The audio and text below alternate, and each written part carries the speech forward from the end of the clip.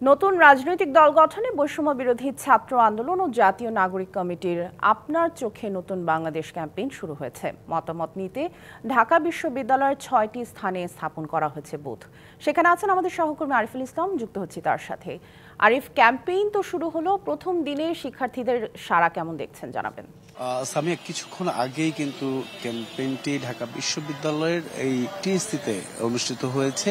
এই ধারাবাহিকভাবে কিন্তু যে 6টি পয়েন্ট রয়েছে সেই 6টি পয়েন্টে তারা এই মতামত জরিপ যে বিষয়টি আছে, জনমত জরিপ, সেই কার্যক্রম কিন্তু তারা পরিচালনা করে যাবেন। ইতিমধ্যে আপনি দেখতে পাচ্ছেন যে এখানে টিএসসিতে তারা যে নতুন রাজনৈতিক দল বৈষম্য বিরোধী ছাত্র আন্দোলন এবং কি জাতীয় নাগরিক কমিটির নেতৃত্বে যে ক্যাম্পেইনটা হচ্ছে সেটা হচ্ছে আপনার চোখে নতুন বাংলাদেশ। শুধুমাত্র এই রাজনৈতিক দলটা কেমন হতে পারে এবং কি তারা কি চাইছেন এবং কি রাজনৈতিক দলের নামটা কি হতে পারে সেসব বিষয়ে পুরোটাই কিন্তু থাকবে হচ্ছে তরুণদের মতামতের প্রেক্ষিতেই। যেহেতু গণ অভ্যুত্থানটা হয়েছে তরুণদের কল্যাণে, সেইটার মাথা রেখে কিন্তু এই যে নতুন রাজনৈতিক দল যেটা গঠন করা হবে সেটাই তারা বাস্তবায়ন করবেন। ইতিমধ্যেই অনেকেই এসেছেন, তাদের যে মতামত সেই মতামতটা তারা কিন্তু ঠিক এভাবেই দিয়ে যাচ্ছেন। সানবিট সব দিবে সামাল।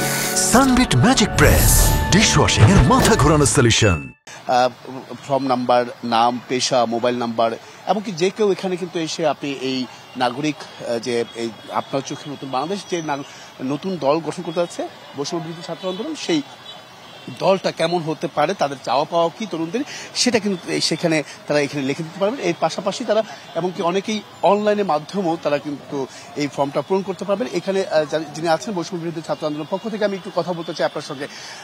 আপনাদের আজকে কার্যক্রমটা তো দীর্ঘদিন ধরে চলছে সারা বাংলাদেশে। আজকে ঢাকা বিশ্ববিদ্যালয়, আগামীকাল বেসরকারি বিশ্ববিদ্যালয়ে অনুষ্ঠিত হবে এবং আজকে বিকাল 4টা পর্যন্ত। কেমন সাড়া পাচ্ছেন ঢাকা বিশ্ববিদ্যালয়ের? আপনারা দেখেছেন আমরা আজকে সকাল 10টা 30 থেকে আমরা শুরু করেছি।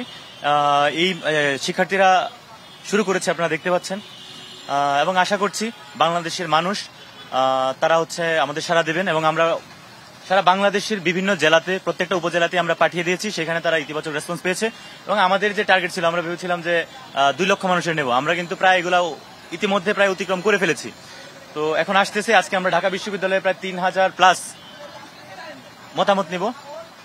কি তরুণদের মতামতটাই কি বেশি প্রাধান্য পাবে, না কেমন হতে পারে? আসলে কেমন চাচ্ছে মোটামুটি যতটুকু জরিপ করেছেন আপনারা?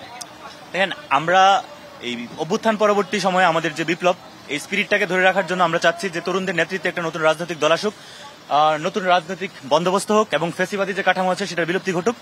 তো এটার জন্য আমরা নতুন রাজনৈতিক দল চাচ্ছি। তবে এখানে যে মতামত যে শুধু তরুণরা দেবে এরকম না, বাংলাদেশের আপামর জনগণই সেখানে মতামত দিতে পারে এবং অসংখ্য ধন্যবাদ। সামিয়া, শুনছিলেন যে শুধু তরুণরা না, এখানে যে কেউ এসে তাদের মতামত দিতে পারে এবং কি রাজনৈতিক দলটা কিভাবে গঠন হবে, কি ধরনের কাজ করবে, সব বিষয়ে কিন্তু সেখানে উল্লেখ করতে পারবেন। তো এই ছিল এখান থেকে সবশেষ। সামিয়া, আরিফ, ধন্যবাদ আমাদের সাথে যুক্ত হবার জন্য।